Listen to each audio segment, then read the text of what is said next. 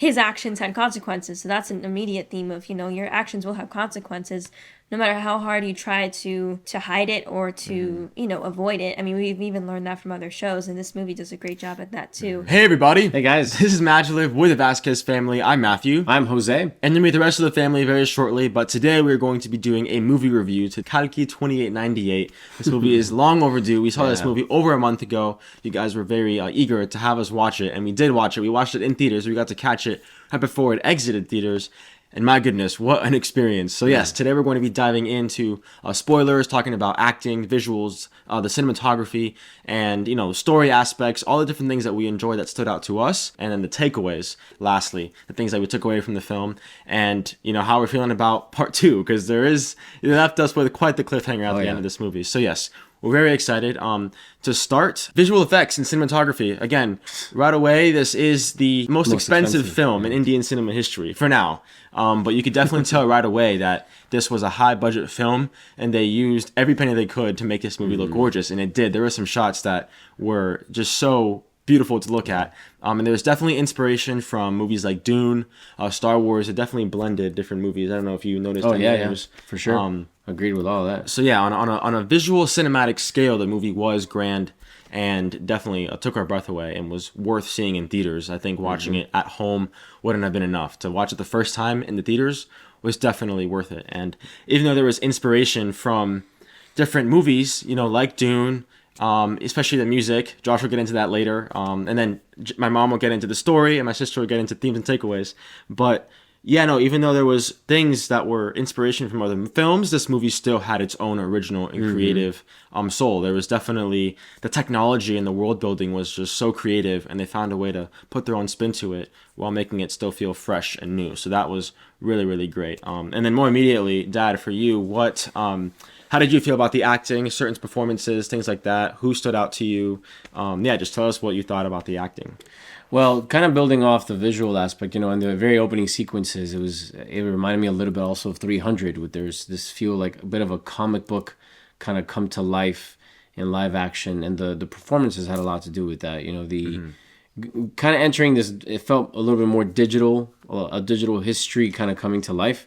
It had these elements of kind of like Man of Steel when they're recollecting some of the history of the lore of the people of Krypton. Same thing here with the mythology coming into a place of where it's reality for us as the audience member. So I loved all that. But, all of that can fall flat if you don't have the right actors in place. So I'm only going to focus on a few because we could be here all day talking about the performances. First of all, overall, they were... all of them, all of the actors were just superb.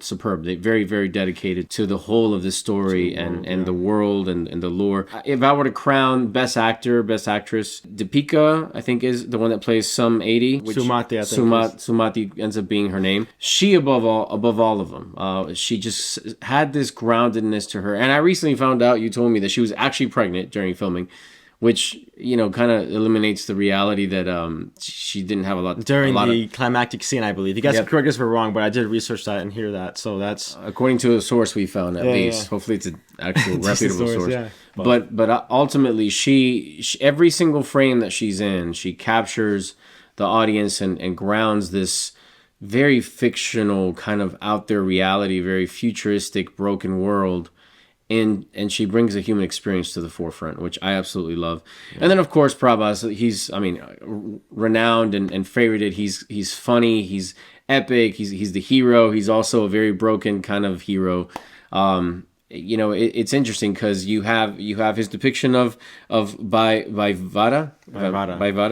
And I didn't like him for a lot of the movie, which says a lot about his performance. He really devoted to becoming this very torn kind very different than who he played in Bahubali. Very different, And I have a feeling that as an actor, he must have enjoyed playing that duality of kind of being all for himself and then having to become more than that. That was really interesting to watch. And then of course the great, and I'm gonna butcher this name, forgive me, Amitabh Bachchan, I think. He plays Ashwatthama. Thank you. We'll go with that. You got some crazy comments, but what an epic overall journey. This is what a character where he kind of has to stand the test of time. Marvelous. And then SS Rajamouli's cameo as a bounty hunter. That was a lot of fun. Yeah. You guys caught that because I wouldn't have known. Yeah, I definitely noticed it. And There was a little joke, that little line about, "Oh, I haven't seen you in a couple years." It was a funny moment. And I think people that know SS Rajamouli and then Bahubali, they would appreciate that moment. And then there was Anna Ben as well, I believe was her name. She played Kira. Short period of time in the movie, but what an impact and character. And I know we've talked about it. Helen Mirren has a master class, and she talks about, like, when you look at a character, when you look at a script, you look at how they enter the movie, but then more importantly, how they exit the movie, whether it's by a death or just their final scene. And Kira is one of those characters that the little arc that she had was so impactful and so powerful. Mm-hmm. Yeah, especially the way that she, ultimately sacrifices her life. So, so that was just very powerful. And then overall, just the writing and directing from Nag Ashwin, the writer and director of this film, I was, very impressed. There are certain things that we haven't seen in any of his other films, but even from looking at the movies he hasn't done that much. And so again, very, very daunting task, I believe. I would imagine having to, navigate all these different characters and everything that's going on. Other mentions in terms of acting, I know the bad guys, right? Kamal Hassan playing Supreme Yaskin was, I wanted to punch him he's just really bad. He's a bad dude. Really, really, really well done there. So all across the board, these are the main people that really just stood out. They left a really significant mark in the whole of the film. There were some directing choices that I was kind of like, little moments, little things, but overall, the performances were. And even the supporting ones, the ones that build the world, the ones that we saw only in one scene or two scenes, they were fully believing what they were going through, which made the world even come to life even more. So that's the acting, that's the cinematic aspect of it. Soundtrack, it's amazing the way that they're able to create this atmosphere and this world with the sounds, the various sounds, the drums, just the little echoes of things here and there. It's amazing how they're able to create this space, this world, and almost set us in the future with mixes of Indian instruments, of very just grounded sounds, as well as some electric music, and the way that they're able to fuse it together. It's phenomenal. And then there's moments where there's dance sequences that they, they're going to be there, but it's the question of how are they going to integrate it into the story. And do you think they did that well? Were they able to put it into the events? I think so. I think it was well done in this movie. Yeah. So especially the one where they go into the complex and they're exploring what this is. It's the first time we're hearing any musical number with some singing and some dancing and just a lot of things going on, because they have the contrast of the world outside and the world inside. So I think that was the perfect moment to place this dance moment, this dance sequence, and then you had the other one with the fight sequence outside. So they had very clever ways of adding this very special element of Indian cinema, of dance sequences within these movies that sometimes don't seem like they would have a dance sequence, but there is a way. There is always a way to fit it in, and it lets the audience connect to the characters. They had moments where they placed the music and they elevated what was going on in choreography. This fight sequence with Bhairava, so funny. I think it started out very slow. Yeah. It's the question of how is he going to fight, but that added to his power and his strength, but as well as his flaws. And the way that they were able to add the music to that was really great. So I would say that the soundtrack was really well done. And given that it had some Dune inspiration, I feel like it was a bit more tangible at times in the way that you're able to hear it. And it's not something that is far off. It's kind of close. What Santosh Narayanan, what he's done here is he's taken inspiration from that film, but also used what he knows, the instruments that he is familiar with, to create this beautiful fusion to bring the story to life. I'm always so inspired by the way that music is made for these films, especially with this one, and hearing you talk about it. I feel like the music and the sound is its own character, but it also is like a vehicle with which it takes the audience through this journey and through this world and story. And I think without a good soundtrack, you really don't have the you're not able to ride that ride the way that we were able to follow this story, because it's so futuristic and so like out of this world. Yeah. You do need that music to really immerse you into this world, and I think I love that. And then there were some moments too where it was like a long slow mo where it's like there's this big moment in the story. They need something to fill that time in besides just the visuals. So they let it breathe, they give it that weight with the soundtrack. So the visuals, the soundtrack go hand in hand. And the silence too. And the silence as knowing well. when Yeah. to be silent, like when to not put any music, allows that breath of like the scene or whatever's going on in the story. So I'll go into story. Yes. Unless you have definitely. something else to add. No, so that's a great segue. I think Oh, in the okay. silence and with the sound, it's a vehicle for the storytelling. So yeah, I when it first started, I think the like Jose mentioned that style of film in the beginning to introduce us to like the lore and the past of why we're here was very intriguing. I was very mesmerized by the visuals of that and the story of it, and I was like, I don't know how they're going to what this all means. and the lyrics too of that moment as well. Yeah, because we were able to read them because we don't understand The language but we per can se, but- read what it meant. Yeah. I think for me, the moment where it all sparked my interest was when the woman's womb was shot at, and we knew like, oh no, like this means something bigger than I thought, and where is this going? Like it really, I was kind of like mysterious, like just wondering where are we going? Where is this story going? But the whole concept of this woman carrying this precious gift within her, and the importance of these women conceiving these children, and the desire for the evil to withdraw from this precious life to have this force for evil was very interesting story. I don't know if they got it from another story. Like I know some of our films here come from like different books.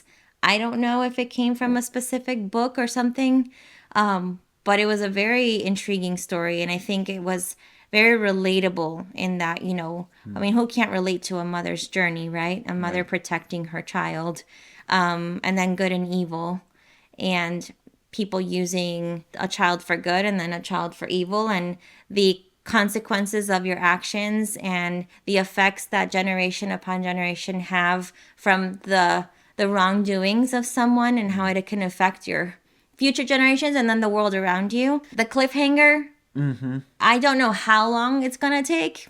I don't know how long this movie took, but Given the budget and everything that happened, I want to know. Yeah. Like what is gonna happen? I'm almost afraid to know where this is going, because I was hoping we would defeat the evil one and we would be done, because it was such a journey. And now we find out we're not done. It's like a Bahubali adventure type of feel again, where we were like, oh no, we have to wait. Hopefully it won't be that long, but I do want to know what happens. And I think the cliffhanger is going to help in that, but I'm a little scared of how dark it's going to get, because that bad guy is really bad. Yeah, really bad. And it really was heavy. scary. It was heavy for me to... Yeah, it's very heavy, and I also feel it's heavy in the sense that we can relate. Like Yeah. there's things that, in like a Dune, for example, because again they're very close. Dune is consistent of these very powerful families, and they are very very peculiar characters that represent different things. Yeah. In this, there is a very distinct like place of the evil and the suppressed, but the good, the potential good that do bad things because of the evil's dominance over the good. And so that parallel is so common in our world, and it's a lot easier to gravitate towards something like that because we can relate to that feeling. And I'm sure that many cultures across the world can relate to this feeling. It's in our history. It's in at some point in someone's history. It's there. So that's where the heaviness comes from. And I think that whole notion of this evil getting the good for its own power, for its own youth, and for its own strength is terrifying. Yeah, it's very eerie. But very strong as well. So I have full faith this next movie is gonna happen. Yeah. And look Yeah, and forward I to think the only part that maybe I'm kind of waiting to see what happens is the story of Bhairava. I don't know if I'm saying it right, but his story seemed a little slow to start. Some of his scenes, I just don't know what they're trying to do with this character, really. And I don't know if maybe because it's the first one, they're really trying to build his story because there's more to come with him. So I think that's probably why they took the time to really like slow all of his like development as a character. So that's yet to be seen. But I think that's the only part that I'm kind of left a little bit like, okay, where are we going with his journey? Where is he gonna go? So that's it for story. And I think now we introduce Jemmy and Matthew to close this up. All right, so we agree with everything that my mom said, that Josh said, and yeah, I think there was a lot in this movie. This is a very long movie. It was very long. There were definitely, to piggyback on what my mom was saying about certain elements that we could have done without. Definitely some fight sequences that maybe went a little bit too long, or again by them trying to add different kinds of genres and emotions. There were moments that felt like they kind of dropped the ball, or again extended for too long, or to go for the joke, they ended up compromising in the emotion of a moment. And so things like that, I think, again, it's a big task to make a movie like this. I think it proves why making big epics like this is so hard. But there definitely were things that we could have done without. And that's why my mom said, we're curious to see what they're doing with Bhairava's character, because in this part, he felt like comedic relief most of the time. Yeah. The only time where he got serious, or we got a little bit more of his heart and his potential, is when he, became his more powerful version, and he, touched the... I was forget, that staff. the staff, No, and no, the it bow was and the- arrow, it was the right? bow. The bow, and I think. and something bigger, grander about him came to be, and almost like he was finding who he was. And so again, there's a lot interesting there, and I'm sure with the part 2, more of it will make sense. Yeah. But we did love the overall themes and takeaways, which I'll pass it on to you, Jem. What were some of those things that stood out to us? I know Mom started hinting at them about the mother-child aspect, and the oppressed and the oppressor, good and evil, all of that. What impacted us? Yeah, it really revolves around those themes, especially. I think the way they were able to present it to us in the film, despite any technical things. So that's really what it is, just technical things when it comes to executing the actual story, to be shown to us audience people. That's really the only things we had an issue with, but the whole story in general was very fascinating. We already, I was hooked from the beginning. Only little thing before I get deep into the themes is I was a little bit thrown off too with like the CGI at the beginning of the main guy, who's, I forget his name, the guardian person, Ashwatthama. Ashwatthama, yeah. I was very curious about that creative choice as to why it was more just a digitized yeah, it took us out of it. The wasn't CGI, right? Yeah, and he was the only one. That's why I was very confused about that. But who knows? I'm not sure. Instead of like casting a younger actor. Yeah, I'm curious as to why they chose that. But no, overall the themes. Going on even from the beginning, the whole idea of the lore and his actions had consequences. So that's an immediate theme of your actions will have consequences, no matter how hard you try to hide it or to avoid it. I mean, we've even learned that from other shows, and this movie does a great job at that too. And then also to go on with what my mom said about the whole idea of motherhood and this importance of these young women being able to bear a child, because it was such an important thing for the main bad guy to extract from a mother's womb. Like the energy, the life form, right? Yeah, it was such a high stakes. I'm like, oh my, this is very messed up. But I just loved the way they were able to represent motherhood and the beauty of it.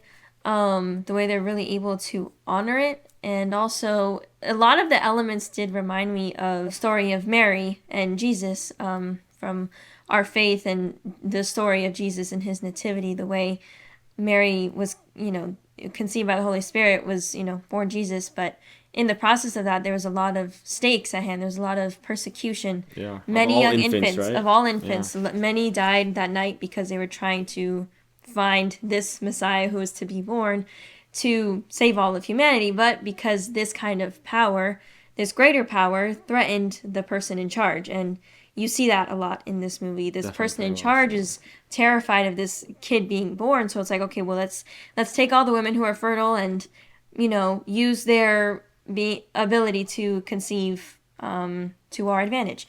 Very messed up. It got very dark. Very dark. Very, very dark. But I love the parallel, even, despite any cultural differences or anything like that. Just that idea of the potential of a child is so precious, and it's so important. I just love the way they were able to just reflect that in all of it. It connects, right, to a lot of what goes on today, the universal aspect of there's a literal taking the life form and energy in the life of a child, which is so tragic. But you think a lot about the fact that there are so many wars and things that where children are the victims of just greedy, horrible people, you know, fighting for things that truly, at the end of the day, disappear and fade away when we die. Yeah. And so these kids, right, their youth is almost stripped away from them because of the abuse and the greed of other people. Agreed. And so on a literal level, yes, they're taking the life out of these children and extracting this energy out of the women, but it's also this level of a symbolism of, you know, even if these children were to be born,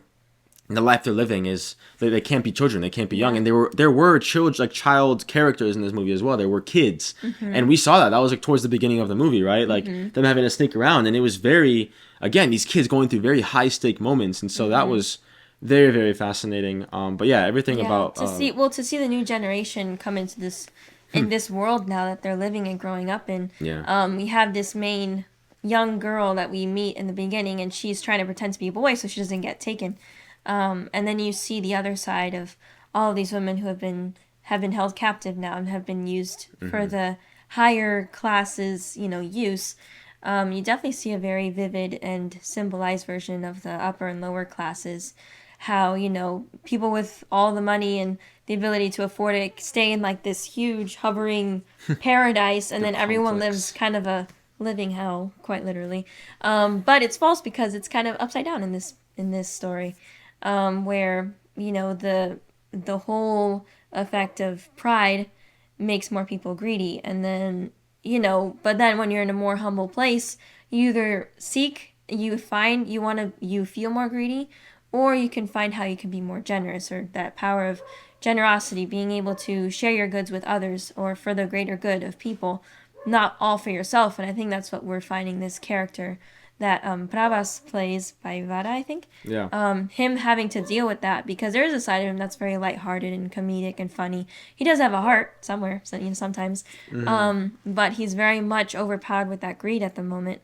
So I think after I really saw that when he came back into who he was after unlocking that side of him, that he's actually like a descendant of this person from the beginning, you can see kind of that shift in him, like, oh, there's something kind of greater to this. So I'm curious to see what he's going to do in the next movie. I'm pretty sure there's going to be part 2 is coming. I'm very excited to see, but I'm curious to see what his character is going to do in part 2 of this, because it was very, very fascinating to see that. Because even though he has that, you know, transformation, he doesn't remember, so it's also like he needs to have that for himself. But overall the themes, there's just a lot here, and you know, there's also elements of the courage and sacrifice. It's interesting because this movie was promoted with Prabhas being like the main head, but I do feel like Deepika's Sumati was like the heart of this movie, and you know, the mother, and yes, she's like the life giver, but also she was so powerful, like in terms of her presence and being able to also fight and just like, again, just the power of women and truly the hope. Also Kira, and humanity. Her character, she was able Kira to as fight well, valiantly, and she was awesome. I loved her character. Again, there's a lot there, and I do think, we didn't mention it in the beginning, I think my mom did a little bit, but the animation at the very beginning, the way they took us through that journey, just sets it all up and reminds us, because they took, like Josh said, these moments from different cultures and different moments in history of the oppressed and the oppressor, where people were taking advantage of, and you know, it was just horrible. The destructive nature of greed and ambition and abuse of power. The power that we're given. It's such a universal theme that we all need to be aware of as a world, like as a planet. And then overall, like you said, in this living hell, how do they find faith and the power of faith in this time, and how there is now hope and true, like, redemption coming along the way. And that's what's interesting is, okay, the bad guy got his power at the very end, but then you also have the Bhairavas and the Ashwathamas who are now getting their full power. And so